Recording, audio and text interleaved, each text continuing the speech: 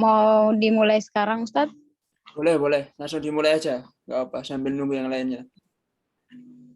Bismillahirrahmanirrahim. Assalamualaikum warahmatullahi wabarakatuh. Waalaikumsalam warahmatullahi wabarakatuh.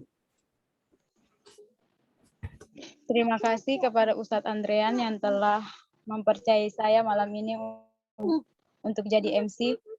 Sebenarnya dadakan, jadi anak cuman bisa apa yang tahu ya anak keluarkan.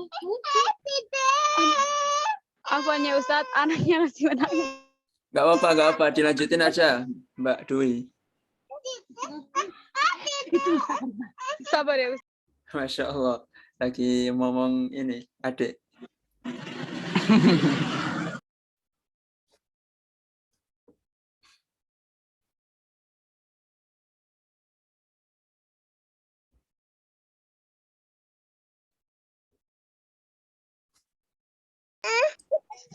Oke, langsung saya mulai ya. Terima kasih untuk teman-teman semua yang telah hadir. Sambil menunggu teman yang lainnya, langsung saja kita mulai untuk menghormati waktu lah. Kan kita udah menentukan waktunya jam 20.15, jam 8.15 waktu Indonesia Barat. Dan langsung kita mulai sambil menunggu teman yang lainnya. Bismillahirrahmanirrahim. Assalamualaikum warahmatullahi wabarakatuh. Waalaikumsalam warahmatullahi wabarakatuh. Innal hamdalillah nahmaduhu wa nasta'inuhu wa nastaghfiruh wa na'udzu billahi min shururi anfusina wa min sayyiati a'malina may yahdihillahu fala mudilla lahu wa may yudlilhu fala hadiya lahu wa asyhadu an la ilaha illallah wahdahu la syarika lahu wa asyhadu anna Muhammadan abduhu wa rasuluh amma ba'du. Teman-teman sekalian yang dirahmati Allah Subhanahu wa taala, alhamdulillah pada sore hari waktu Yordania dan malam hari waktu Indonesia Barat dan Indonesia Tengah. Alhamdulillah Allah Subhanahu wa taala telah mempertemukan kita kembali di majelis ilmu ini yang insya Allah diberkahi Allah Subhanahu wa taala. Salawat serta salam kita curahkan kepada Nabi besar kita, Nabi kita Muhammad Sallallahu Alaihi Wasallam yang telah memperjuangkan agama ini hingga sampai kepada kita. Beberapa hari yang lalu, yaitu tepatnya pada hari Sabtu yang lalu, alhamdulillah saya berkesempatan untuk bertalaki langsung kepada salah satu ulama Syam, Yordania yang sangat masyhur. Beliau mensyarah kitab Safinatun Najah juga, namanya Tanbih Dzawil Hijah. Nah, di situ nama ma'hadnya adalah Ma'hadul Madarik, yaitu Ma'had Madarik yang berada di Amman, Yordania, yaitu ibu kota Yordania. Ya, setiap Sabtu itu biasanya kita mengkaji kitab Matan Al-Baiquniyah, yaitu matan hadis tentang mustalah hadis. Kemudian itu 1,5 jam. Kemudian setelah itu ganti kitab fikih Syafi'i yaitu Safinatun Najah, kemudian ganti kitab setelah fikih Syafi'i, kemudian nahwu yaitu Syarah Jurumiyah. Nah, ketika itu sebenarnya sebenarnya itu bukan waktu jadwalnya beliau, karena beliau kan mudir, jadi banyak kesibukannya karena beliau nggak cuma mudir ma'had, muassis ma'had, tapi beliau juga ini dekan di salah satu universitas swasta di Yordania yaitu West University, Jamiatul Ulumil Islamiyah Al-Alamiyah namanya. Nah, beliau itu luar biasa ya. Nama beliau adalah Syekh Amjad Roshid. Nah, beliau banyak sekali karangannya. Nah, beliau waktu di majelis itu kan syekhnya belum datang tuh, yang fikih Syafi'i langsung beliau menggantikan. Lah, beliau itu menyemangati kita tentang pentingnya nuntut ilmu. Nah, beliau mengatakan beliau punya guru di Yaman, dulu beliau belajarnya di Yaman. Beliau itu menghatamkan kitab Al-Mukhtasar Al-Latif. Kitab Al-Mukhtasar Al-Latif. Ya, kitab ini. Kitab Al-Mukhtasar Al-Latif. Ini tuh beliau gurunya Syekh Amjad Roshid menghatamkan kitab Al-Mukhtasar Al-Latif itu sampai 40 kali di hadapan gurunya. Nah, sehingga gurunya ini sampai sekarang masih beliau masih hidup sampai beliau saat ini menjadi ulama besar dari mazhab Syafi'i di Yaman. Karena itu, jadi intinya pelajaran itu diulang-ulang. Setelah saya mendengarkan kajian dari beliau, motivasi-motivasi dari beliau itu emang tumbuh rasa pengen belajar lagi gitu. Jadi satu kitab itu kalau usahakan jangan hanya sekali hatam. Jadi harus kalau bisa dianjurkan berkali-kali hatam. Supaya apa? Supaya ilmu itu melekat. Kan biasanya kalau di jamiah atau di universitas atau sekolah tinggi kan kita misalkan belajar 1 semester, 1 mata kuliah. Nah nanti setelah diujikan pasti kita ini lupa lagi gitu. Makanya supaya kita tidak lupa, maka pentingnya yaitu murojaah kitab, entah itu dibaca sendiri ataupun bersama guru. Lebih baiknya sama guru. Jadi misalkan nih kita udah hatam, antum udah hatam kitab Safinatun Najah dari saya, silahkan nyari guru yang lainnya yang lebih afdol gitu. Sehingga kita nanti maklumat-maklumat itu bisa nempel di otak dan kita bisa mengamalkannya. Ya enggak hanya tempel di akal kita, tapi juga sampai ke hati, sehingga kita bisa mengamalkan ilmu yang kita dapat. Teman-teman sekalian yang dirahmati Allah Subhanahu Wa Taala, kemarin kita telah membahas yaitu yang berkenaan dengan rukun daripada rukun sholat, yaitu ada 17. Untuk saat ini kita lanjutkan salah satu rukun daripada rukun sholat. Kalau kemarin saya menjelaskan berurutan ya, dari mulai takbiratul ihram sampai salam. Kalau sekarang ini saya melanjutkan apa yang ada di matan.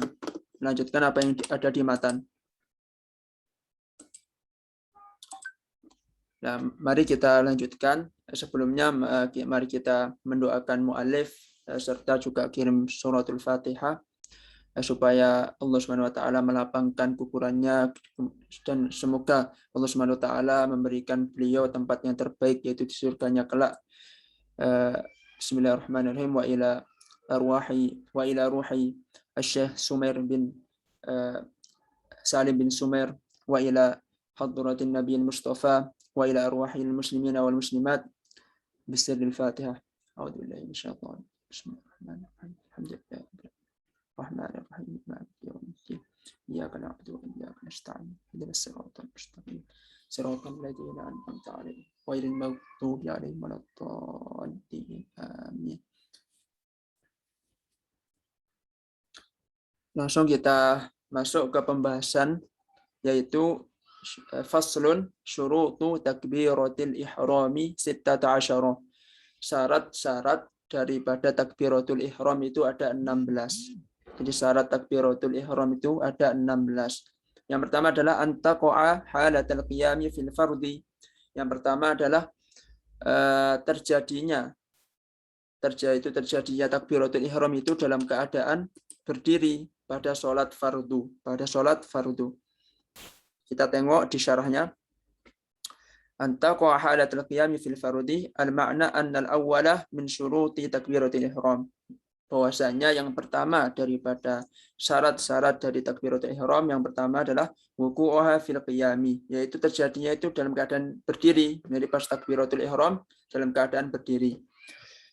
In kanatis salatu fardhon wa qadara, apabila salat itu fardu, yaitu salat subuh, salat duhur, salat asar, salat maghrib dan salat isya, 5 waktu itu. Wa qadara, dan dia mampu. Nah, makanya kalau orang nggak mampu maka boleh dengan duduk yang telah saya jelaskan kemarin. Kalau nggak mampu lagi duduk maka dengan berbaring. Nggak mampu lagi sholat dengan berbaring ya dengan isyarat. Nah, maka Islam itu mudah sebenarnya. Karena Allah itu menginginkan kemudahan. Di dalam Al-Quran itu?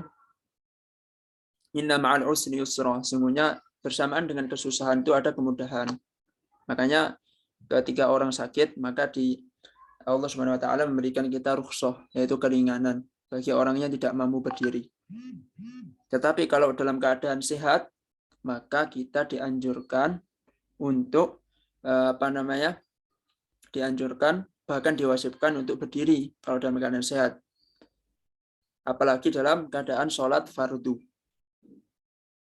Bi ayyukabbira fi mahallin tujzi'u fihi al-qira'ah fa in kanatis salatu naflan aw lam yaqdir al-qiyami fil fardi atabiha fi badalihi. Nah, apabila sholatnya itu sholat sunnah atau sholatnya itu dia nggak mampu berdiri, maka boleh dibadal. Maksudnya dibadal itu diganti dari berdiri boleh duduk, nggak bisa duduk berbaring. Nah, seperti itu. Jadi sholat sunnah itu nggak disyaratkan untuk berdiri. Jadi misalkan kalau di Indonesia itu ada di Temboro, Pondok Al-Falah kalau nggak salah, di Temboro Magetan. Nah, itu tiap malam Ramadan itu mereka itu menghatamkan Quran. Jadi satu malam hatam. Sehingga 30 hari mereka hatam 30 juz. Maka itu kan lama. Nah, maka kalau orang yang nggak mampu berdiri, udah kecapean, boleh dengan duduk. Itu keringanan bagi sholat sunnah saja. Kalau sholat fardu nggak boleh dengan duduk, kecuali dalam keadaan sakit. Yang kedua adalah wa antakuna bil arabiyyah. Ya, yang kedua syarat daripada takbiratul ihram adalah harus dengan bahasa Arab. Nggak boleh kita misalkan Allah Maha Besar, itu nggak boleh. Jadi harus memakai bahasa Arab. Wa antakuna bil arabiyyah, harus dengan bahasa Arab. Kemudian wa antakuna bilafzil jalalah, hendaklah dengan lafzul jalalah, ya, nggak boleh ar-Rahmanu Akbar. Sebenarnya ar-Rahman itu juga nama Allah, cuman karena lafadznya yang diajarkan Rasulullah itu Allah bukan ar-Rahman, maka harus wajib pakai Allahu, bukan pakai ar-Rahman atau ar-Rahim atau nama-nama Allah yang lainnya. Wabilafzi akbar, dan dengan lafadz akbar, nggak boleh diganti misalkan Allahu a'zam, artinya Allah Maha Agung.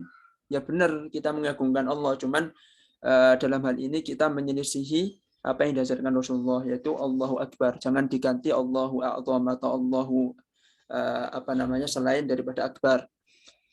Wa tartibu bainal lafdhaini, dan tertib di antara lafadz-lafadznya, tertib di antara dua lafadz. Maksudnya misalkan ayat pertama basmalah, Bismillahirrahmanirrahim, Alhamdulillahirabbil alamin. Nggak boleh kita balik Alhamdulillahirabbil alamin, Bismillahirrahmanirrahim. Nggak boleh. Jadi harus berurutan. Nggak boleh dibolak-balik.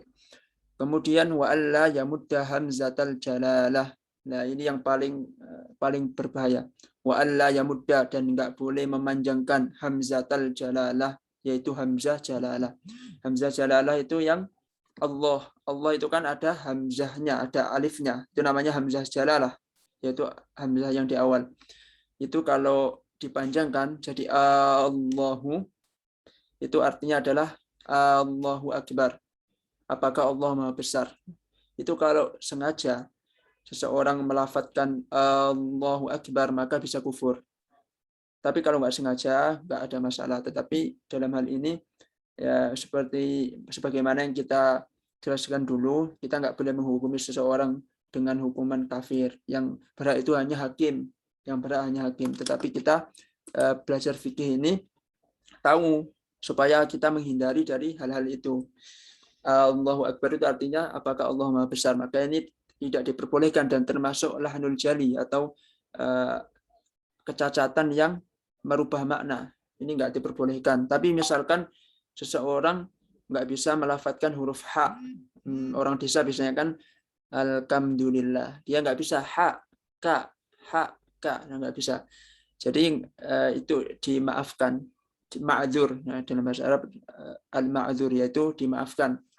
Uzur, karena uzur sudah diajarkan hak tapi dia nggak bisa. Al-Fatihah dibacanya Al-Fatihah. Itu nggak apa-apa.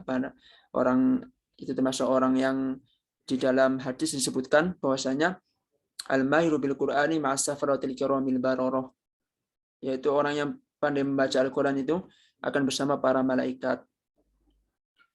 Walladzi yaqra'ul Qur'an wa yatata'u fihi falahu ajran, dan orang yang membaca Al-Qur'an dan ia kesusahan dalam membacanya terbata-bata, maka dia mendapatkan 2 pahala.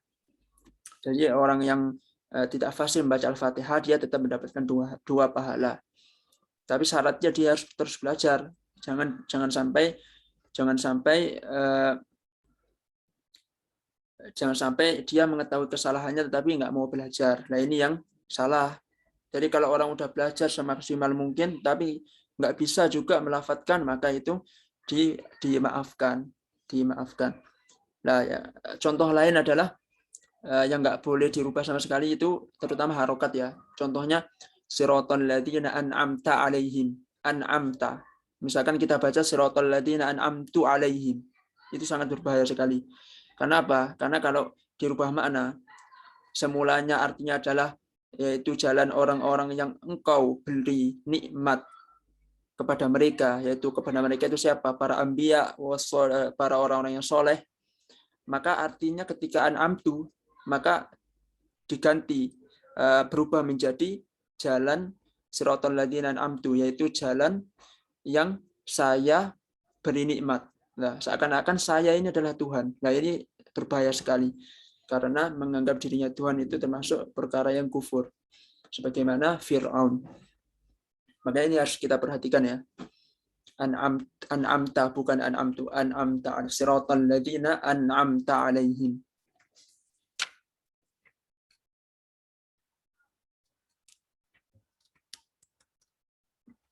Nah, ini kita malah membahas Al-Fatihah ya. Tapi enggak masalah. Ya, kita kembali lagi ke lafzul ke takbiratul ihram. Wa alla yamudda hamzatul jalalah. Enggak boleh memanjangkan lafzul jalalah. Allahu akbar. Kemudian selanjutnya wa adamu maddi ba'i akbar. Enggak boleh, tidak boleh memanjangkan ba. Misalkan akbar. Nah, tidak diperbolehkan. Yang benar adalah akbar, Allahu akbar, bukan Allahu akbar. Karena itu akan merubah makna. Wa alla yushaddida al-ba'a. Enggak boleh juga mentasydidkan huruf ba. Misalkan Allahu akbar, Allahu akbar. Enggak boleh juga Allahu akbar. Yang benar Allahu akbar. Kemudian selanjutnya adalah wa alla yazida wawan sakinatan au mutaharrikatan bainal kalimataini. Ya, yang pertama adalah wa alla yazida wawan sakinah. Enggak boleh menambah wawu yang bersukun. Maksudnya apa? Allahu akbar. Allahu. Hu-nya ini ditambahin wawu sukun. Enggak boleh. Allahu akbar. Nah, enggak boleh. Yang benar adalah hu-nya itu pendek. Allahu akbar langsung. Allahu akbar. Atau apa? Au mutaharrikatan bainal kalimataini. Atau wawunya ini diharokatkan. Misalkan Allahu akbar, Allahu akbar. Enggak boleh juga. Yang benar Allahu akbar, enggak ada wawunya. Enggak ada baik wawu sukun maupun wawu yang berharokat. Kemudian wa alla yazida wawan qabalal jalalah. Wa alla yazida, dan tidak boleh menambah wawu sebelum lafzul jalalah. Nah, misalkan apa? Wallahu akbar. Nah, enggak boleh juga. Yang benar Allahu akbar, bukan wallahu akbar. Wa alla yaqifa baina kalimatai at-takbir waqfan tawilatan wala qasiratan. Wa alla yaqifa, dan enggak boleh berhenti baina kalimatai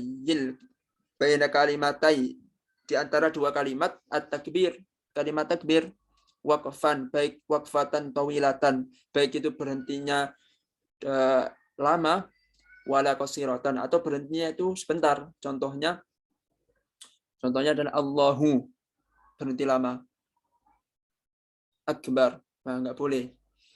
Nanti maknanya juga berubah. Allahu, maknanya Allah, berhenti lama kan, maha besar. Nah, ibaratnya Allahu titik, agak lama kan, akbar baru terus. Atau qasiratan, berhenti sebentar juga enggak boleh. Coba kita lihat syarahnya di sini. Wa alla yaqifa baina kalimatai at-takbir waqfan tawilatan wala qasiratan. Al-ma'na anna al-hadi asyara min syuruti takbiratul ihram, bahwasanya makna yang ke-11 dari syarat takbiratul ihram adalah alla yaqifal musalli baina lafzillahu wa lafzi akbar waqfatan tawilatan mutlaqan. Nah, bahwasanya untuk seorang yang sholat itu tidak boleh berhenti di antara lafaz Allah dan lafaz akbar itu dengan berhenti yang sangat lama. Jadi enggak boleh ya. berhenti yang sangat lama. Au qasiratan, atau berhenti yang sebentar, tetapi apa? Tetapi yaqsidu biha qat at-takbir. Dia itu apa namanya? Berniat untuk memotong takbir atau memotong sholatnya. Misalkan apa namanya, Allahu Akbar, tetapi dia niat saya akan berhenti sholat, atau saya akan niat berhenti takbiratul ihram, itu sama aja, nggak sah takbiratul ihramnya. Batasannya adalah ya langsung, nggak boleh ada jeda. Allahu Akbar, Allahu Akbar, langsung, nggak boleh ada jeda. Kemudian wa ayyusmi'a nafsahu jami'a hurufiha, dan hendaklah apa namanya, takbiratul ihram itu, lafaz takbir itu didengar oleh telinganya sendiri. Nah, ini termasuk syarat yang ke-12 daripada syarat takbiratul ihram. Jadi ketika takbiratul ihram itu harus terdengar Allahu Akbar. Tetapi juga jangan mengganggu samping kita, yang penting kita dengar. Jangan sampai kan ada orang yang hanya menggerakkan, nggak jelaskan yang dibaca apa kan. Ya, hendaklah kita bisa mendengarnya Allahu Akbar gitu. Tapi jangan juga mengganggu, jangan sampai suara kita ke samping kita, karena itu akan mengganggu teman-teman kita yang lainnya. Saya nyalakan lampu dulu ya.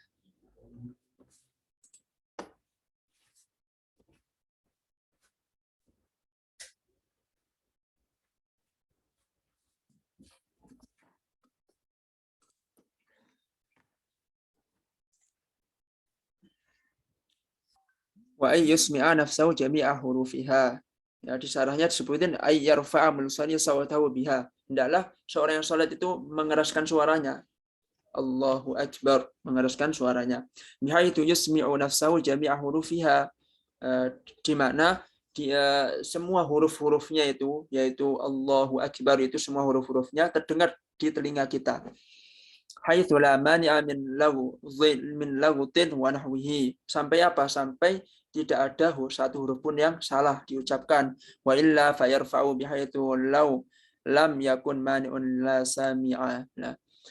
Nah, di dalam kitab Kasyiatus Sajah karangan Syekh Imam Nawawi Al-Jawi itu disebutkan bahwasanya disunnahkan seseorang itu apa namanya, bahkan diwajibkan ya, ketika takbiratul ihram itu ini diangkat suaranya sampai kita mendengar, kita sendiri yang mendengar ya, bukan orang lain. Tetapi kalau suara kita terdengar sampai orang lain, maka itu dimakruhkan. Karena apa? Karena mengganggu. Yang penting diri kita sendiri yang mendengarkan. Kemudian selanjutnya adalah wadukhulul waqti fil muaqqat, yaitu masuknya waktu di dalam sholat yang diwaktuin. Ya, kalau misalkan sholat duhur ya masuk waktu sholat duhur, ya baru sholat. Kapan sholat duhur? Waktu sholat duhur nanti ada di pembahasan. Kapan waktu sholat asar nanti ada di pembahasan. Kapan akhir daripada sholat asar nanti ada pembahasannya, dan seterusnya. Wa iqa'uha halatal istiqbal, dan ketika takbiratul ihram itu harus menghadap ke kiblat. Jadi harus menghadap ke kiblat. Nggak boleh ketika takbiratul ihram itu menghadap ke, misalkan kalau di Indonesia itu menghadap ke utara misalkan. Kan kalau kiblat itu kan di Indonesia menghadap ke barat, agak ke kanan, digeser ke kanan dikit. Nah, kalau misalkan kita waktu takbiratul ihram menghadap ke selain kiblat, maka tidak sah sholatnya. Nah, ukuran menghadap kiblat itu di dalam mazhab Syafi'i yang penting dadanya itu menghadap ke kiblat. Bukan mukanya ya, bukan mukanya tapi dadanya. Ukurannya adalah dada. Yang penting dadanya menghadap kiblat, tetap sah sholatnya. Kemudian wa iqa'uha halal istiqbal. Kemudian yang ke-14 adalah wa alla yukhilla biharfin min hurufiha. Dan hendaklah huruf-hurufnya itu tidak ada yang salah, tidak ada yang keliru ya. Allahu Akbar dibacanya Allahu Akbar. Alifnya diganti wawu. Nah, ini enggak boleh. Jadi harus Allahu Akbar. Alif ya alif, enggak boleh diganti dengan wawu. Kemudian wa ta'khiru takbiratil ma'mumi an takbiratil imam, dan hendaknya itu imam itu lebih dulu takbirnya daripada makmum. Jadi makmum nggak boleh mendahului imam takbir. Kalau sampai makmum mendahului imam takbir dan ia sengaja mendahului ya, maka sholatnya batal. Tetapi kalau nggak sengaja, sholatnya tetap sah. Seperti itu ya. Jadi harus imam dulu yang takbir, baru setelah imam takbir, baru makmum takbir. Faslun syurutul fatihati asyaratun. Jadi fasal syarat-syarat dari membaca surat Al-Fatihah itu ada 10. Yang pertama adalah at-tartibu. Jadi harus tertib. Yang pertama adalah harus tertib. Nggak boleh misalkan, oh ya, tadi saya ini ya, waktu menjelaskan takbiratul ihram itu yang wa takbiru bainal lafdhaini. Ini tadi saya malah ke Al-Fatihah ya. Yang takbiratul ihram. Maksudnya tertib bainal lafdhaini ini bukan Al-Fatihah ya, yang takbiratul ihram tadi. Maksudnya itu tertib di antara dua lafaz. Ya, misalkan Allahu Akbar nggak boleh akbaru Allah. Jadi harus Allahu Akbar. Jadi saya malah jelasin yang Al-Fatihah. Tertib bainal lafdhaini yang takbiratul ihram itu nggak boleh diubah-ubah. Jadi Allahu Akbar nggak boleh diubah menjadi akbaru Allah. Jadi harus tetap Allahu Akbar. Kita lanjut yang pertama adalah faslun syurutul fatihati asyaratun. Yang pertama adalah at-tartibu, yaitu tertib. Jadi surat Al-Fatihah itu harus dibaca harus tertib. Misalnya Bismillahirrahmanirrahim. Alhamdulillahirabbil alamin. Ar-Rahmanir-Rahim. Maliki yaumiddin. Jadi harus tertib. Enggak boleh misalkan wailil maghdubi alaihim waladdallin. Bismillahirrahmanirrahim. Alhamdulillahirabbil alamin. Enggak boleh seperti itu ya. Jadi harus benar-benar tertib antara ayat 1, ayat 2 sampai ayat ke-7. Enggak boleh dirubah-rubah, enggak boleh diputar-putar di otak-atik. Kemudian yang kedua adalah wal mualah, yaitu mualah. Mualah itu berterusan, enggak boleh ada jeda. Nah, di sini batasannya adalah satu nafas. Jadi nggak boleh lebih dari satu nafas. Misalkan Bismillahirrahmanirrahim. Nafas Alhamdulillahirabbil alamin. Ar-Rahmanir-Rahim. Maliki yaumiddin. Iyyaka na'budu wa iyyaka nasta'in. Ihdinas siratal mustaqim. Siratal ladzina an'amta 'alaihim ghairil maghdubi 'alaihim waladdallin. Jadi harus satu nafas. Tidak boleh lebih dari satu nafas. Kemudian syarat mualah yang kedua adalah boleh diputus dengan amin. Boleh diputus dengan amin. Jadi misalkan ketika imam membaca wailil maghdubi alaihim waladdallin, kita masih wailil maghdubi, ya boleh diputus amin dulu baru wailil maghdubi alaihim waladdallin. Jadi seperti itu. Ketika imam sudah membaca wailil maghdubi alaihim waladdallin, kita masih siratal ladzina an'amta alaihim, amin dulu enggak apa, amin, baru lanjut wailil maghdubi alaihim waladdallin. Seperti itu ya. Enggak apa-apa diputus dengan amin. Kemudian yang ketiga, ya, mualah boleh berhenti dengan 3 hal ya. Yang pertama ini satu nafas, boleh berhenti dengan satu nafas, bukan syarat. Mualah boleh berhenti dengan 3 hal. Yang pertama adalah satu nafas, yang kedua adalah boleh diputus dengan amin. Contohnya tadi imamnya sudah ghairil maghdubi alaihim waladdallin, makmumnya masih siratal ladzina an'amta alaihim. Amin dulu, amin. Mengikuti imam baru ghairil maghdubi alaihim waladdallin. Enggak apa-apa. Tetapi bagusnya makmum itu membaca Al-Fatihah setelah imam membaca Al-Fatihah secara sempurna, yaitu setelah amin baru makmum membaca surat Al-Fatihah. Makanya ketika menjadi imam itu dianjurkan untuk menjeda, untuk diam agak lama ketika habis perkataan amin, supaya makmum selesai membaca Al-Fatihah dulu baru lanjut membaca surat yang lainnya, baru imam lanjut membaca surat yang lainnya. Kemudian yang ketiga adalah diputus dengan membenarkan imam yang lupa. Ini misalkan ketika makmum sedang membaca Al-Fatihah, Bismillahirrahmanirrahim, Alhamdulillahirabbil alamin, Ar-Rahmanir-Rahim, Maliki yaumiddin. Qadarullah, imamnya itu ketika membaca surat lain, misalkan Qul a'udzu birabbin nas, malikin nas, terus selanjutannya lupa, boleh makmum itu membenarkan ilahin nas. Tapi di dalam madzhab Syafi'i membenarkannya itu dengan niat dengan niat berzikir, bukan dengan niat membaca Al-Qur'an ya. Dalam madzhab Syafi'i emang syadid ya, emang agak susah. Kalau makmum itu nggak boleh membenarkan imam itu bukan niatnya membaca Al-Qur'an tapi niatnya zikir. Karena kalau niatnya membaca Al-Qur'an maka batal sholatnya. Karena ya memang seperti itu di madzhab Syafi'i. Membenarkan imam itu harus dengan dzikri, dengan niat zikir. Kalau madzhab lainnya boleh dengan niat membenarkan. Kemudian itu yang mualah. Kemudian selanjutnya syarat-syarat Al-Fatihah adalah wa mura'atu hurufiha, dan menjaga huruf-hurufnya. Jangan sampai salah, jangan sampai tertukar. Intinya harus dijaga. Huruf-hurufnya harus dijaga. Contohnya yang tadi itu. An'amta alaihim. An'amta alaihim diganti an'amtu alaihim. Ya, enggak boleh. Kemudian wa mura'at tasydidatiha, dan menjaga juga tasydid-tasydidnya. Menjaga juga tasydid-tasydidnya. Dan nanti kita akan membahas tentang tasydid-tasydid surat Al-Fatihah. Ada berapa nanti yang tasydid daripada surat Al-Fatihah. Wa mura'atu tasydidatiha, ada 14, nanti kita bahas setelah ini. Contohnya itu iyyaka na'budu. Iyyaka na'budu. Harus ada tasydidnya, Bu. Kalau kita ganti iyyaka na'budu, kan berarti kan ya-nya ada dua situ. Ada kayak seperti mat tabi'i kan. Iyyaka na'budu. Iyyaka na'budu. Ini tidak diperbolehkan. Kalau tasydid harus tasydid, enggak boleh di matkan. Iyyaka na'budu. Jadi harus iyyaka na'budu. Kemudian selanjutnya syarat daripada Al-Fatihah adalah wa alla yaskuta saktatan tawilatan wala qasiratan yaqsidu biha qat al-qiraah.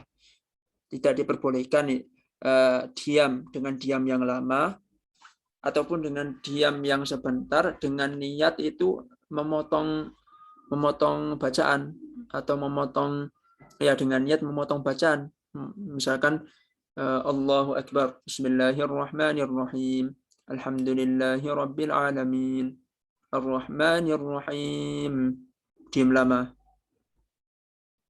Maliki Yaumiddin. Pokoknya lebih dari satu nafas, maka itu batal. Harus diulangi lagi Al-Fatihahnya dari awal. Ataupun jaraknya itu qasir, maksudnya itu pendek. Misalkan Bismillahirrahmanirrahim, Alhamdulillahi Rabbil Alamin. Saya niat putuskan dulu sholatnya.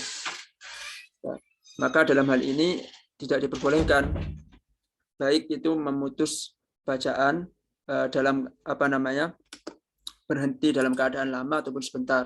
Dalam keadaan lama kita sudah mengetahui nggak boleh. Karena apa? Karena lebih dari 2 nafas, maka sholat Al-Fatihahnya batal, ataupun berhentinya sebentar, tetapi dengan niatan memutus sholat atau memutus bacaan Al-Fatihah.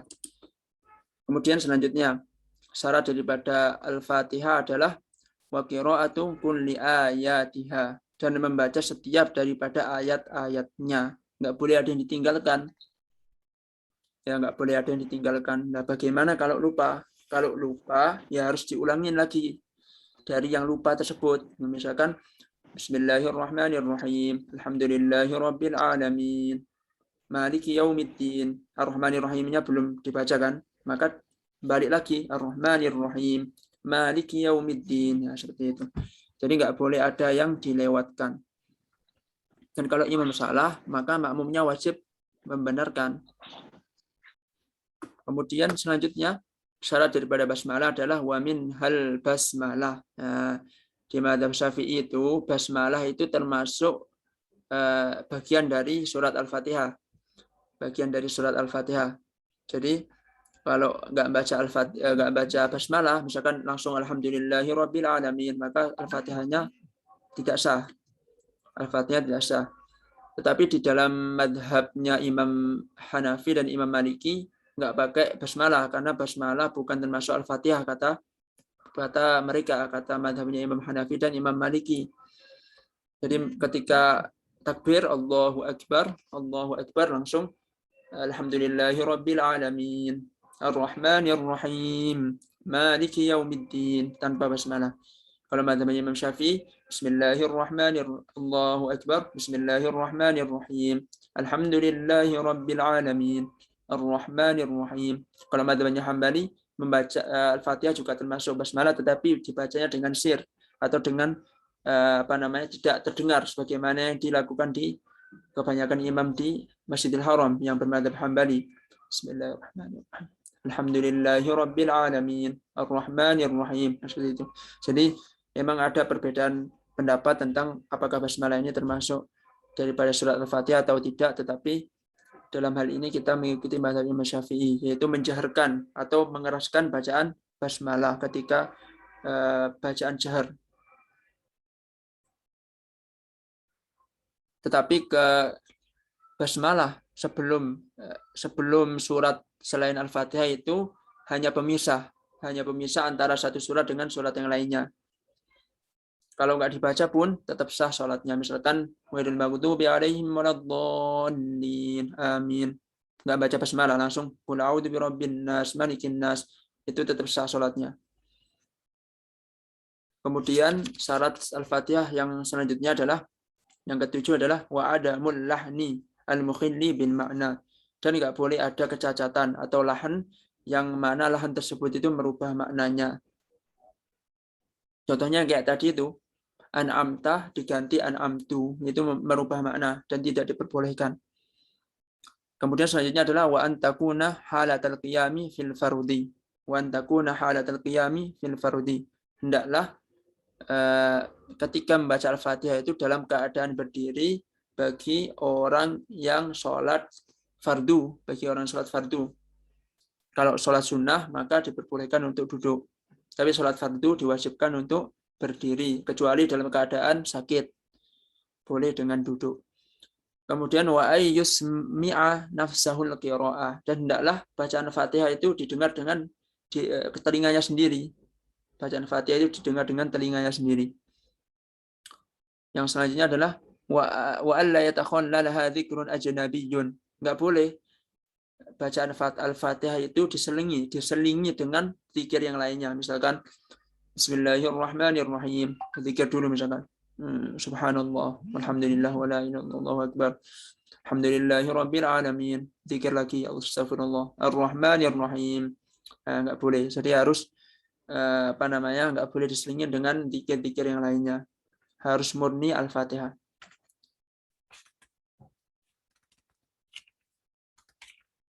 Ya, kita udah habis ya syarat daripada Al-Fatihah. Tadi ada 10. Kemudian selanjutnya adalah faslun tasdidatul Fatihah arba'ah asyarata. Jadi tasdid Al-Fatihah itu ada 14.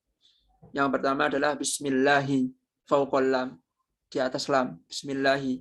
Jadi tasdidnya di atas lam, yaitu Allah, di atas lafzul jalalah. Ar-Rahmani, ya, udah berapa ini? 1 ya. Ar-Rahmani udah 2, di atas fauqar ra'i, di atas ra. Ar-Rahimi fauqar ra, di atas ra, udah 3. Alhamdulillahi, nah, alhamdulillahi di atas lam, fauqa lamil jalalah, di atas lam jalalah, udah berapa? 4. Rabbil alamin fauqal ba'i, udah 5. Kemudian Ar-Rahmani fauqar ra, yaitu di atas ra itu ada tasdid. Ar-Rahimi fauqar ra, di atas ra ada tasdid, udah 7. Maliki Yaumiddin fauqad dal, di atasnya dal ada tasdid, udah 8. Iyyaka na'budu fauqal ya, tasdidnya di atas ya, 9. Wa iyyaka nasta'in fauqal ya, yaitu tasdidnya di atas ya. Ihdinas siratal mustaqim fauqas shad, yaitu tasdidnya di atas shad. Siratal ladzina fauqal lam, yaitu tasdidnya di atas lam. An'amta 'alaihim ghairil maghdubi 'alaihim waladdallin fauqad dhati wal lam. Jadi di atasnya di atasnya dot dan di atasnya lam. Jadi ulama itu sangat detail ya, sampai masalah tasdid pun dihitung sama ulama, luar biasa. Sampai masalah tasdid pun dihitung sama para ulama. Kemudian selanjutnya adalah faslun yasunnu raf'ul yadaini fi arba'ati mawadhi'. Jadi disunnahkan mengangkat kedua tangan di 4 di 4 tempat atau 4 keadaan. Mawadhi itu adalah jamak daripada maudhi'un, artinya adalah tempat. Maudhi'un, maudhi'ani, mawadhi'un. Yang pertama adalah inda takbiratul ihram. Nah, ketika takbiratul ihram itu disunnahkan untuk mengangkat tangan ketika takbiratul ihram. Ketika takbiratul ihram. Ya, seperti ini. Allahu Akbar. Dalam madzhab Syafi'i ada 2 cara untuk takbiratul ihram. Bisa seperti ini, yaitu jempol di bawah daun telinga, kemudian bisa juga seperti ini, sejajar dengan pundak. Sejajar dengan pundak. Itu di madzhab Syafi'i ada dua-duanya dan sah. Seperti ini boleh atau seperti ini juga boleh. Jadi madzhab Syafi'i pun ketika bersedekap itu tengah-tengah ya, bukan seperti ini, juga bukan gimana ya, bukan seperti ini juga. Jadi tengah-tengah di ulu hati, tengah-tengah. Madzhabnya Syafi'i. Madzhabnya Hambali agak ke atas, yaitu pas di dada. Kalau madzhabnya Imam Hanafi atau Imam Maliki itu seperti ini, turun ke bawah. Jadi memang mohon maaf, madzhabnya Hanafi itu turun ke bawah. Jadi seperti ini ya. Saya contohkan aja seperti ini. Madzhabnya Syafi'i tengah-tengah, madzhabnya Hambali seperti ini, madzhabnya Maliki udah nggak ada sedekap. Madzhabnya Maliki nggak ada sedekap. Jadi kalau ada orang sholatnya nggak sedekap itu jangan langsung dituduh Syiah ya. Jadi ya memang Syiah itu ini sholatnya nggak sedekap. Tapi kita harus tahu juga madzhab Maliki itu juga sholatnya nggak sedekap. Dulu ada di sini namanya Syekh Aud. Beliau asal Sudan. Nah, kebetulan di sini itu ada markas namanya Ma'had Ma'arij. Jadi Ma'had Ma'arij ini khusus untuk pelajaran kalau Ma'had di Indonesia kan asrama kan, ada asramanya, itu di situ semua kegiatannya di pondok, nggak boleh keluar kemana-mana. Tapi kalau Ma'had di Arab sini, di Yordania itu nggak seperti Ma'had yang ada di Indonesia. Ma'had di sini itu kayak tempat kajian gitu, kayak majelis taklim. Nah, di sini ada majelis taklim namanya Ma'arij. Ya, pernah Ma'arij ini didatangin oleh Syekh namanya Syekh Aud. Beliau mengadakan daurah akidah Tahawiyah. Nah, ketika sholat bareng kita, beliau itu nggak sedekap. Jadi langsung Allahu Akbar, langsung tangannya diturunkan. Kayak itidal gitu. Nah, maka dalam ini memang madzhab Maliki tidak bersedekap. Kemudian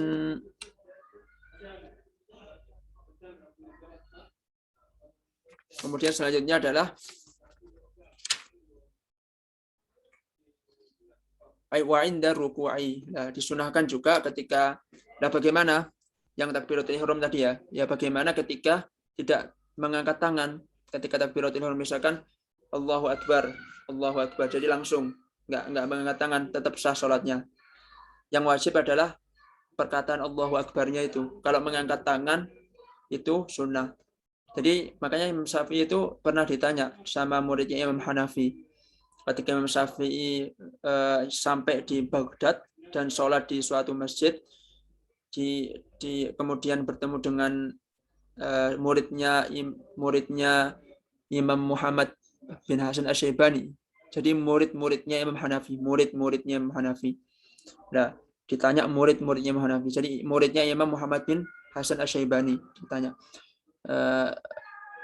bagaimana ketika itu ini Imam Syafi'i itu bertanya, saya ingin bertemu dengan Syekh Muhammad bin Hasan Asy-Syaibani, yaitu tilmid Imam Hanafi. Terus kata muridnya Imam Muhammad bin Hasan Asy-Syaibani ini kata saya, kamu nggak boleh bertemu saya kecuali kamu bisa menjawab pertanyaan dari Syekh saya yang Syekh saya itu menyuruh untuk menyampaikan kepada Anda, itu kata muridnya.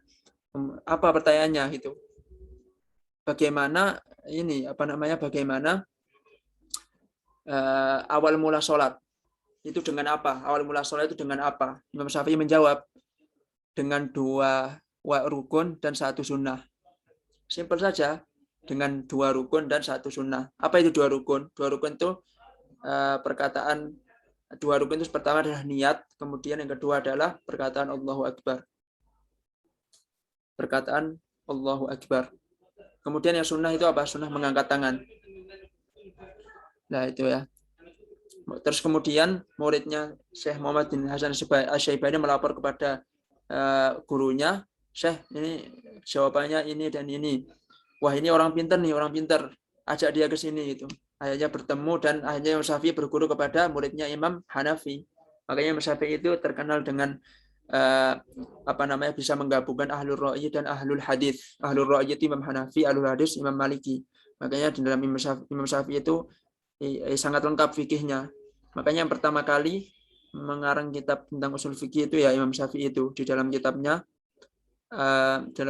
Al-Um. Dalam kitabnya Al-Um. Ataupun Ar-Risalah juga. Kita lanjut. Wa indal i'tidali, ketika i'tidal juga disunahkan untuk mengangkat tangan. Sami Allahu liman hamidah. Kalaupun nggak mengangkat tangan juga tetap sah, tetapi ini disunahkan. Kemudian selanjutnya yang keempat adalah wa indal qiyami minat tasyahhudil awal, dan ketika berdiri dari tasyahud awal. Jadi misalkan kita sholat maghrib, habis tasyahud awal itu kita kemudian berdiri, itu disunahkan untuk mengangkat tangan. Berarti rakaat keberapa? Rakaat ketiga ya. Rakaat ketiga kita disunahkan untuk mengangkat tangan karena sebelumnya tasyahud awal. Tetapi kalau sebelumnya duduk di antara dua sujud atau rakaat kedua, maka nggak disunahkan untuk mengangkat tangan. Nah, permasalahannya bagaimana ketika masbuk? Misalkan sholat maghrib, dia masbuk satu rakaat. Ketika imam sudah selesai, ketika imam masbuknya jangan satu rakaat ya, gimana ya? Cara kita mencontohkan. Misalkan sholat 4 rakaat, sholat isya 4 rakaat, dia masbuk 1 rakaat misalkan. Nah, ketika imam sudah salam, dia akan nambah lagi rakaat keempat. Nah, rakaat keempat ini tidak disunahkan untuk mengangkat tangan. Jadi seperti itu. Jadi tergantung di mana dia tasyahud awal. Kalau misalkan masbuknya di rakaat kedua, ya dia ketika bangkit disunahkan untuk mengangkat tangan. Seperti itu ya.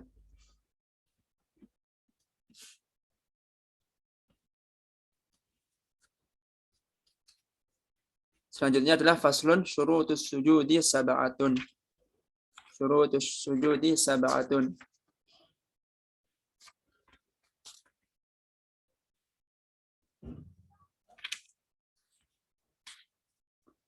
Faslun syurutus sujudi sab'atun. Fasal syarat-syarat daripada sujud itu ada 7. Ada 7 ya. Syarat daripada sujud. Yang pertama adalah ayat sudah ala sab'ati a'dha. Nah, harus sujudnya itu harus dengan 7 anggota sujud. Nah, anggota sujud itu apa? Yang harus menempel. Pertama adalah jabhatun, yaitu jidatnya. Kemudian yang kedua adalah kafaini, yaitu kedua telapak tangan. Kemudian yang ketiga, berarti udah berapa ya? Udah 3 ya. Kemudian yang keempat dan kelima adalah rukbatain, yaitu 2 lutut. Kemudian yang keenam dan ketujuh adalah qadamain, atau kedua telapak kaki. Usbu'il qadamain, bukan qadamain ya, usbu'il qadamain, yaitu jari-jari di kedua kaki. Nah, di sini dalam hal ini nanti kita bahas mana saja yang wajib disentuh. Apakah semua tangan ini wajib disentuh? Kalau nggak sentuh nggak sah atau gimana? Nanti ada penjelasannya setelah ini. Kemudian yang kedua adalah wa antakuna jabhatu maksufah. Hendaklah jidatnya ini terbuka, jadi nggak boleh tertutup dengan suatu apapun. Sebagaimana yang saya jelaskan dulu yang pertemuan kemarin itu, kalau kita sholat pakai sorban atau ridak misalkan di sini kan. Nah, ketika sujud itu kan ridak kita ini ke sajadah kita, kemudian kita pakai sujud. Nah, itu sholatnya nggak sah atau sujudnya nggak sah. Kenapa? Karena menempelkan sesuatu yang mana sesuatu tersebut itu di diri kita bawa gitu. Atau misalkan peci kita terlalu besar nyampe sini sampai jabhanya ini tidak terlihat, maka itu tidak sah sujudnya. Kemudian wa'at tahamulu bi ra'sihi. hendaklah kepalanya itu harus dibebani. Nah, ulama itu mengibaratkan dia pembebanannya itu adalah dengan cara kita taruh kapas atau kabuk sehingga kapas itu bisa gepeng, bisa apa namanya ya bisa kempes ya, seperti itu ya. Kalau misalnya kapasnya belum kempes berarti belum ada tekanan, belum ada pembebanan di situ. Kemudian yang selanjutnya daripada syarat-syarat sujud itu adalah wa adamul huwiyyi li ghairihi, dan tidak boleh turun dengan niat selainnya. Maksudnya dengan niat selain sujud. Nah, misalkan di sini ada mufradat baru ya. Kalau hawa yahwa, hawa yahwa, hawiyun, hawa yahwa, hawiyan, itu artinya hawa nafsu. Kalau hawa yahwi, huwiyan itu turun. Nah, saya ulangi ya. Hawa yahwa, hawiyan, hawa yahwa, hawiyan itu artinya adalah hawa nafsu. Kalau hawa yahwi, huwiyan adalah turun. Jadi nggak boleh turun dengan sebab niatnya itu selain daripada niat sujud. Dan misalkan kita didorong oleh teman kita, langsung kita jatuh kan, udahlah sekalian sujud. Ya nggak boleh, harus berdiri lagi baru sujud. Atau misalkan ada uang kita jatuh atau dompet kita jatuh, diambil dulu lah, dimasukin kantong, baru sujud. Sekalian sujud, nggak boleh. Jadi harus berdiri dulu tegak, baru sujud lagi. Kemudian wa alla yasjuda ala syai'in yataharraku biharakatihi. Ya, yang saya sebutkan tadi, dan nggak boleh sujud di atas sesuatu yang mana sesuatu tersebut itu bergerak dengan gerakan kita. Ya, contohnya tadi itu rida atau sorban. Ketika sorban kita ditaruh di sini, kecuali sorbannya dari awal sudah ditempelkan ke tanah, nggak apa-apa. Tapi kalau dari awal udah di bawah seperti ini, lalu pas sujud kok sorban kita di atas tanah yang tempat kita sujud, dan jabah kita itu nempel ke situ, yaitu ke ridaknya itu, maka tidak sah sujudnya. Maka harus diulang sujudnya. Kecuali seperti ini. Kecuali misalkan ridak kita itu kita waktu sholat kita taruh ke tempat sujud, plek, baru kita sujud. Itu nggak apa-apa karena sudah tidak terbawa oleh kita. Nah, itu ya yang termasuk daripada syarat daripada sujud. Kemudian selanjutnya adalah wartifa'u asafilihi ala a'alihi, dan hendaklah yang asafilihi itu artinya ajizatihi, pantatnya, ajizatihi, hendaklah pantatnya itu lebih tinggi, matanya itu lebih tinggi, ala a'alihi. Alihi itu apa? Yaitu kepalanya. Alihi yaitu kepalanya. Kepalanya itu lebih rendah daripada pantatnya. Nah, bagaimana misalkan di tempat sujud kita itu ada bantal, kan nggak langsung nyentuh tanah jabah kita, ataupun ya nggak apa-apa, tetap sah sujudnya, asalkan pantat itu lebih tinggi daripada kepala. Kecuali ada bangku depan kita sujud di atas bangku tersebut, kita ukur dulu kira-kira kalau misalkan kepala kita itu lebih tinggi daripada pantat kita, maka sujudnya nggak sah, harus diulang lagi sujudnya. Tetapi kalau selama kepala itu masih lebih rendah daripada pantat, maka itu tetap sah sujudnya. Wa tuma'ninatu fi, dan juga dalam sujud itu disunahkan, bukan disunahkan lagi ya, diwajibkan untuk tuma'ninah. Ukuran tuma'ninah itu dalam madzhab Syafi'i adalah takarannya adalah subhanallah. Subhanallah itu bukan bacaan sujud ya, tetapi nggak boleh lebih cepat dari perkataan subhanallah. Misalkan baru sujud langsung berdiri, itu nggak sah, nggak ada tumakninahnya. Jadi harus tenang dulu sampai kadar subhanallah baru. Nah, misalkan baca subhanallah, subhanarabbil a'la 1 kali doang, langsung berdiri, langsung bangkit dari sujud, itu sah, tetap sah. Karena melebihi kadar subhanallah. Begitu pula dalam rukuk juga sama. Kadarnya nggak boleh kurang dari subhanallah. Khatimatun. Kemudian yang selanjutnya adalah a'dha'us sujudi sab'ah. anggota-anggota sujud itu ada 7 yang saya sebutkan tadi ya. Al-jabhatu, yang pertama adalah jabhah, yaitu jidat sini. Kemudian yang kedua adalah wabutunu asabil kaffaini, dan bagian dalam daripada jari jemari kedua telapak tangan. Jadi bagian dalamnya sini ya. Kalau ini butun, kalau ini zuhur. Nah, ini namanya zuhur, ini butun. Atau batin, ini zahir. Jadi zahirnya ini kalau misalkan kita sujudnya seperti ini, enggak sah. Harus seperti ini. Butunnya, yang kena ke tanah itu butunnya, dalamnya. Warubbatani, dan kedua lutut. Kedua lutut ini harus nempel. Kemudian wabutun asabi'ir rijlaini, dan jari jemari kedua kaki yang bagian dalam, ya bagian dalamnya kaki itu, bukan bagian luarnya ini, tapi bagian dalamnya. Selanjutnya adalah faslun tasdidat tasyahhud 21.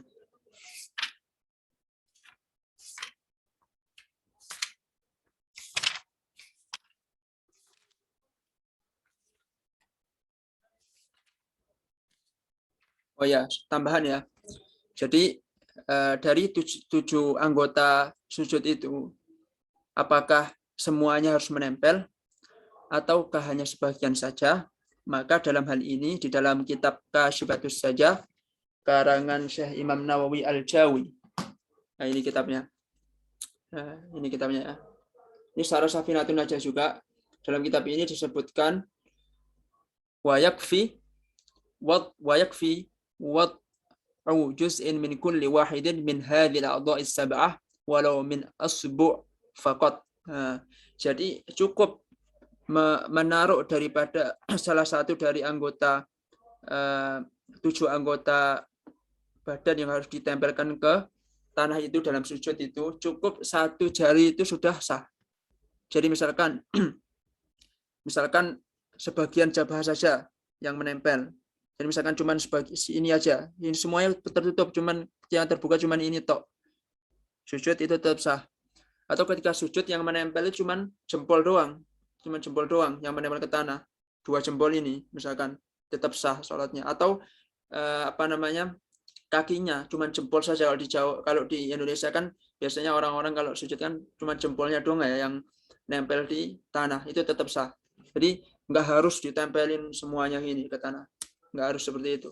Cukup 1 jari yang wajib ditempelkan saja. Yaitu kata Imam Nawawi Al-Jawi Al-Bantani, yaitu gurunya Hadratus Syekh Hasyim Asy'ari dan Kiai Ahmad Dahlan.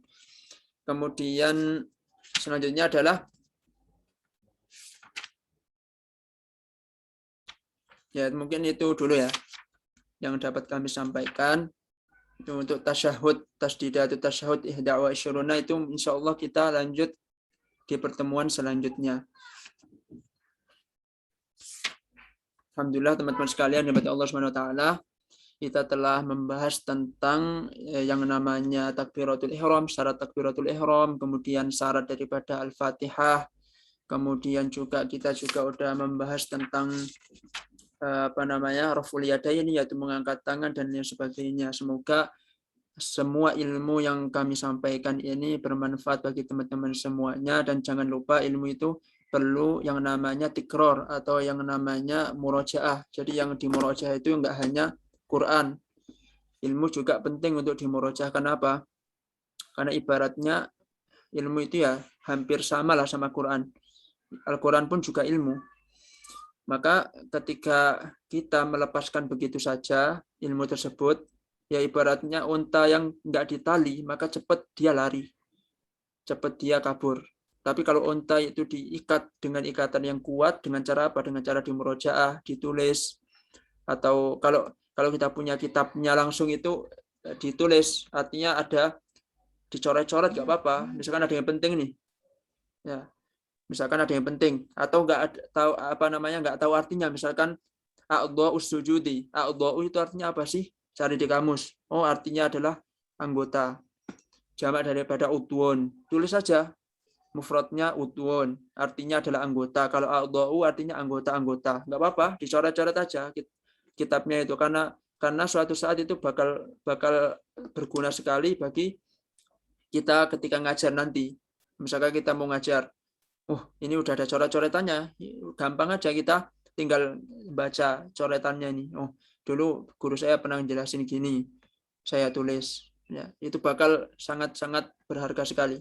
Makanya saya sarankan teman-teman sekalian itu punya kitabnya, baik matannya maupun syarahnya.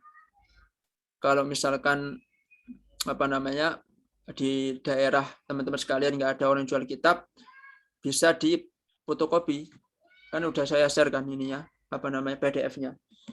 Jadi kalau di fotokopi saya sarankan itu bukan bolak-balik ya, bukan bolak-balik. Jadi usahakan kalau fotokopi itu satu halaman ada tulisannya, satu halamannya kosong. Nah, kosongnya itu buat kita nulis yang penting-penting. Nah, biar untuk kedepannya itu sangat penting sekali bagi kita untuk mengajar atau untuk untuk sharing, untuk diskusi itu bakal penting sekali pokoknya. Jadi jangan mentang-mentang kitab-kitab bagus kan, wah baru beli nih kitabnya atau baru kita fotokopi eman-eman lah kalau dicoret-coret, ya jangan seperti itu ya. Emang kita belajar ini ya memang harus dicoret-coret kitabnya gitu, bukan untuk apa-apa. Memang ilmu itu ya harus ditulis, walaupun nanti ilmu itu fisudur, ilmu itu di dalam ini ya, dalam hati bukan di tulisan, walaupun ada perkataan seperti itu ya. Al ilmu fisudur ila fisudur, al ilmu itu di dalam hati bukan di dalam tulisan. Memang benar, tetapi kita menulis itu untuk mengikat supaya ketika kita lupa kita bisa merojaah, seperti itu ya. Semoga apa yang kami sampaikan bermanfaat bagi kita semuanya. Kurang lebihnya kami mohon maaf. Wassallallahu ala sayyidina Muhammad wa ala alihi wa sahbihi ajma'in. Nasrun minallahi wa fatun qarib. Wallahu muwaffiq ila aqwamit thariq. Wassalamualaikum warahmatullahi wabarakatuh. Waalaikumsalam warahmatullahi wabarakatuh. Ini mau langsung mungkin ada pertanyaan dari teman-teman, silahkan. Iya, jika ada yang mau bertanya silahkan teman-teman. Ini mohon maaf ya teman-teman, ya mungkin karena kita berubah jadwalnya, mungkin teman-teman yang lainnya juga ada kegiatan yang lainnya ya. Tetapi ini kemarin itu sebenarnya itu setiap hari Senin sore, kalau di Yordania kan sore itu ada talaki di Ma'had Ma'arij itu. Cuman waktu kemarin pas kita awal-awal ngaji kita, mudahan antum selalu sehat, kemudian dimudahkan dalam menempuh pelajaran di sana kan. Nah ini kan kita selama ini semenjak kecil udah maklum dan masyhur dengan adanya rukun ucapan dalam sholat, di mana ucapan Allahu Akbar itu alif lam lam ha alif kaf baru 8 huruf ini harus didengar oleh uzun kita sendiri kan. Nah, apakah ada mazhab lain yang membolehkan membacanya itu tidak sampai uzun kita mendengarnya? Sebab kan banyak kita lihat orang itu datang langsung angkat takbir langsung. Nah, andaikan ada ya mazhabnya apa Ustaz? Gitu. Yang nomor 2, ini mau dijawab dulu atau saya nggak apa, nomor 2 sekalian Ustaz. Nah, berapakah batas minimum orang itu boleh salah dalam membaca Al-Fatihah? Berapakah batas minimum kesalahan dalam membaca Al-Fatihah? Sebab kalau kita lihat di Indonesia kan, itu sekitar 60-an dari keseluruhan umat Islam itu mereka gak bisa baca Al-Quran. Apakah nanti sholat mereka menjadi gak sah semua? Begitu San. Oke, yang pertama dulu ya. Yang pertama yang tentang bacaan harus didengar oleh diri kita. Maksudnya itu ketika kita membacanya itu jelas, Mas. Misalkan Bismillahirrahmanirrahim, cukup didengar dengan telinga kita. Telinga kita kan walaupun suara ini walaupun suara ini enggak keluar, tetapi telinga kita bisa dengar, ya enggak? Makanya di dalam sholat itu harus konsentrasi, jangan mikir kemana-mana. Nanti kalau kita mikir kemana-mana, kita baca Al-Fatihah nanti nyambung ke ayat lain malahan kan, bahaya juga. Nah, dalam hal ini ya saya belum menemukan dari mazhab lainnya yang membolehkan, ya pokoknya sholat nggak baca apa-apa gitu ya. Itu ya mungkin kalau orang awam tetap sah sholatnya, kalau orang awam belum tahu kan itu dimaafkan asalkan dia mau belajar terus. Tetapi yang setahu saya dalam mazhab Syafi'i saja untuk masalah ini. Mungkin di lain waktu saya akan cari apakah ada mazhab lainnya yang membolehkan gitu, Ustaz. Insya Allah saya jawab di pekan selanjutnya atau di waktu yang dekat ini insya Allah. Kemudian yang kedua itu untuk masalah minimal bacaan Al-Fatihah itu sebenarnya nggak ada minimalnya sih, tergantung kemampuannya. Kan dalam Al-Quran disebutkan la yukallifullahu nafsan illa wus'aha. Sesungguhnya Allah itu tidak membebani seseorang itu di atas kemampuannya. Dia mampunya segitu, ya udah baca aja, tetap sah sholatnya. Dan orang mu'alaf misalkan, dia belum bisa baca Al-Fatihah, cuman bisa satu ayat doang, Bismillah doang, Bismillahirrahmanirrahim, itu pun salah-salah. Nggak apa-apa, tetap sah sholatnya. Karena dia jahil, dia belum tahu, maksudnya dia itu dimaafkan. Asalkan dia terus mau belajar. Jadi seperti itu, Ustaz. Nggak mungkin lah Allah membebani harus semuanya wajib fasih bacaannya, kan setiap orang kan beda-beda kadarnya kan, nggak bisa kayak kita semua gitu kan. Jadi memang itu ada rukhsah bagi orang yang nggak mau membaca Al-Fatihah, terutama kalau di Jawa orang nggak bisa baca hak, bacanya kaf, alhamdulillah, itu nggak ada masalah. Emang logatnya kayak gitu. Kalau orang tua kan sulit dirubah logatnya, seperti itu sulit dirubah ya. Atau misalkan an'amta dibaca al-ngamta, nggak bisa baca ain atau ngain misalnya, al-ngamta alaihim, nggak apa-apa. Yang penting terus belajar, jangan sampai berhenti belajar, ya itu aja saran saya. Yang penting ya kita semua kan ya pasti dituntut untuk mengajarkan ke orang lain lah. Kalau bisa kita mengajarinya itu pelan-pelan, jangan diajarin semuanya. Ya kalau misalkan orang mu'alaf, ya kita ajarin yang rukun-rukun dulu, jangan langsung dikasih semua. Ataupun orang yang udah tua, kita ajarkan yang rukun-rukun dulu. Kalau misalkan niat dalam sholat fardu kan cuma 3 doang, usolli fardhu zuhri, usolli fardhu asri, itu aja yang diajarkan, nggak usah diajarkan semua. Usolli fardhu asri, mustaqbil qiblati, arba'u rakaatin, adaan, imaman lillahi ta'ala, itu memberatkan mereka. Jadi ya bitadarus. Jadi dalam fikih dakwah itu ada yang sesuatu yang disembunyikan untuk sementara dan akan disampaikan ketika sudah siap. Itu dalam fikih dakwah. Jadi enggak semuanya disampaikan. Makanya Rasulullah dulu itu pernah datang seseorang kepada Rasulullah.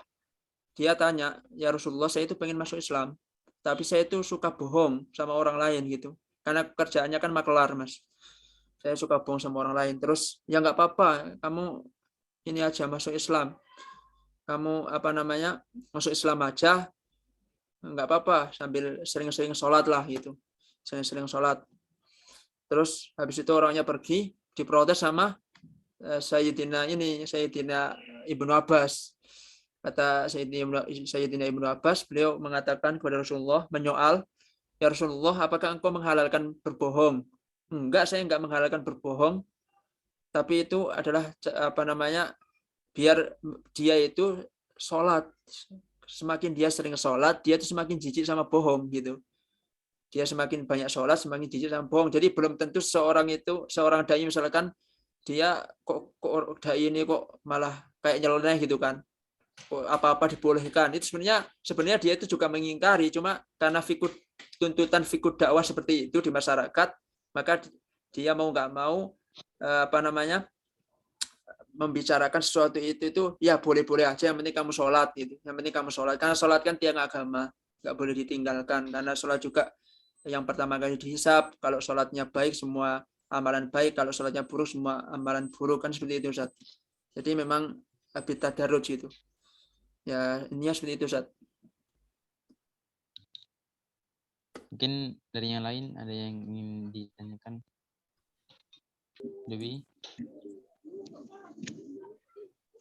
Nah, Ustaz. Insya Allah Ana nggak ada pertanyaan. Apakah yang lain ada pertanyaan?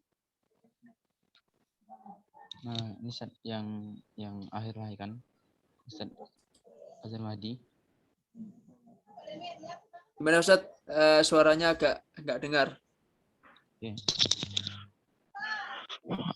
Kan banyak dari kita atau Ustadz yang di Indonesia itu mereka bermazhab Imam Syafi'i. Nah, mereka ketika bangkit ruku itu lepaskan tangan ke bawah. Nah, Ana dulu dibilangin sama seorang ustadz bahwa di kitab Fathul Mu'in ada nasnya yang bilang kalau bangkit dari ruku itu menyedekapkan tangan lagi. Nah, apakah Ustadz ada jumpa atau belum itu? Ya, setahu sependek pengetahuan saya Ustadz, yang orang yang bangkit dari ruku kemudian nggak mengangkat tangan kan, jadi langsung menaruh tangan ke bawah, itu ada di mazhabnya Imam Hanafi. Jadi Imam Hanafi itu berpendapat bahwasanya ya kalau misalkan bangkit dari ruku ya nggak usah ngangkat tangan, jadi langsung aja bangkit dari ruku langsung gini, nggak perlu mengangkat tangan. Makanya teman-teman saya yang dari Cina itu, Cina kan mazhabnya Hanafi kan, itu rata-rata kayak gitu Ustaz. Jadi bangkit dari ruku dia nggak ngangkat tangan. Kalau orang Malaysia, Indonesia itu rata-rata itu mengangkat tangan semua, habis ruku mengangkat tangan, berarti kelihatan.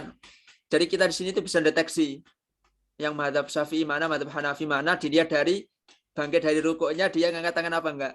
Kalau ngangkat tangan, oh Syafi'i berarti. Kalau nggak ngangkat tangan, oh Hanafi. Tetapi sebagian Syafi'i benar kata antum. Sebagian Syafi'iyah juga berpendapat nggak ada ngangkat tangan di situ. Teman saya juga ada orang NU, tahu sendiri orang NU kan Syafi'iyah sekali. Saya lihat tuh, kok dia nggak angkat tangan ya? Oh jadi emang ada juga di Syafi'iyah, pendapat Syafi'iyah yang yang seperti itu, yang berpendapat nggak usah ngangkat tangan di selain bangkit dari ruku. Kan dalam kitab yang kita pelajari pun sunnah kan, jadi misalkan nggak dikerjakan pun tetap sah sholatnya. Nah adapun bangkit dari ruku kemudian bersedekap gini, itu memang ikhtilaf Ustaz. Jadi bangkit dari ruku langsung bersedekap gini kan, itu memang ikhtilaf. Jadi ulama memang ikhtilaf di situ. Tetapi untuk Syafi'iyah itu berpendapat bahwasanya bangkit dari ruku itidal itu ya menaruh tangannya ini nggak bersedekap. Karena apa? Karena di dalam hadis kan sebutkan kalau itidal itu ya tangannya itu semula daripada awal sholat ya. Makanya di Syafi'i itu menerjemahkan atau mentafsirkan awal sholat itu apa? Ya sebelum awal sholat itu ya nggak bersedekap, sebelum awal sholat ya tangannya turun, ya nggak? Tangannya turun sebelum sholat. Ya. Sebagian mazhab yang lainnya berpendapat bahwasanya ya awal sholat itu ya bersedekap. Nah, itu emang ikhtilaf di antara para ulama, tetapi kita ngikut yang mayoritas saja lah, yang banyak dilakukan di masyarakat, yaitu nggak bersedekap setelah ruku. Karena untuk membedakan antara i'tidal dengan sholat biasa, Ustaz. Kalau orang sedekap di i'tidal kan dikiranya sedang sholat, sedang berdiri, baca Fatihah atau baca suratan. Nah, untuk membedakan ketika i'tidal ya diturunkan tangannya. Itu memang ikhtilaf sih, pilihan saja. Jadi silahkan mau milih yang mana seperti itu, Ustaz. Nah itu Ustaz kan Ana ada baca kemarin tuh dalam kitab Fathul Mu'in itu, dalam apa yang tulis oleh Syekh Zainuddin ya, Al-Malibari ya, kalau kitab Fathul Mu'in. Iya mungkin Ustaz. Aneh juga belum pernah baca sih. Nah itu Ustaz. Mungkin itu aja. Ana balikin lagi ke moderator Dwi. Alhamdulillah, jika memang tidak ada pertanyaan lagi, kita tutup kajian ini. Kepada tutup saja kah? Atau masih mau ditanyakan? Di NTT udah jam 10:30. Udah malam ya. Ya nanti inilah saya tutup dengan doa dulu ya, Mbak. Ya, kepada Ustadz silakan tutup dengan doa. Afwan ya, malam ini anak MC-nya keganggu. Nggak apa-apa, santai. Emang lagi sibuk-sibuknya ya, Kak ya. Iya, qadarullah. Khair insyaallah lah. Sebelum kita tutup, mari kita berdoa supaya ilmu kita semuanya bermanfaat. Bismillahirrahmanirrahim. Hamdan syakirin, hamdan na'imin, hamdan yuafi ni'amahu wa yukafi mazidah. Ya Rabbana lakal hamdu kama yanbaghi li jalali wajhika wa li 'azimi sultanik. Allahumma inna nas'aluka ilman nafi'ah wa rizqan thayyiban wa 'amalan mutaqabbalah. Allahumma inna nas'aluka ilman nafi'ah wa rizqan wasi'an wa shifaa'an min kulli da'in. Allahumma la sahla illa ma ja'altahu sahla wa anta taj'alul hazna idza syi'ta sahla. Ya muqallibal qulub tsabbit qulubana ala dinik. Ya muqallibal qulub tsabbit qulubana ala ta'atik. اللهم إنا نسألك الجنة الفردوس الأعلى ونجاة من النار. اللهم إنا نسألك الجنة الفردوس الأعلى والنجاة من النار. رب يغفر لنا ولوالدينا وارحمهما كما ربونا صغارا. اللهم قسم لنا من خشيتك ما تحول به بيننا وبين معصيتك، ومن طاعتك ما تبلغنا بها جنتك، ومن اليقين ما تهون به علينا مصائب الدنيا، ومتعنا بأسماعنا وبصارنا وقواتنا ما أحييتنا، واجعله الوارث منا، واجعل ثأرنا على من ظلمنا، وانصرنا على من عادانا، ولا تسلط علينا من لا يرحمنا. اللهم لا تدع لنا ذنبا إلا غفرته، ولا هما إلا فرجته، ولا دينا إلا قضيته، ولا حاجة من حوائج الدنيا والآخرة إلا قضيتها يا أرحم الراحمين. اللهم اجعل هذا الجمعنا جمعا مرحوما، وتفرقنا به تفرقا معصوما. ربنا آتنا في الدنيا حسنة وفي الآخرة حسنة وقنا عذاب النار. وصلى الله على سيدنا محمد وعلى آله وصحبه أجمعين، والحمد لله رب العالمين.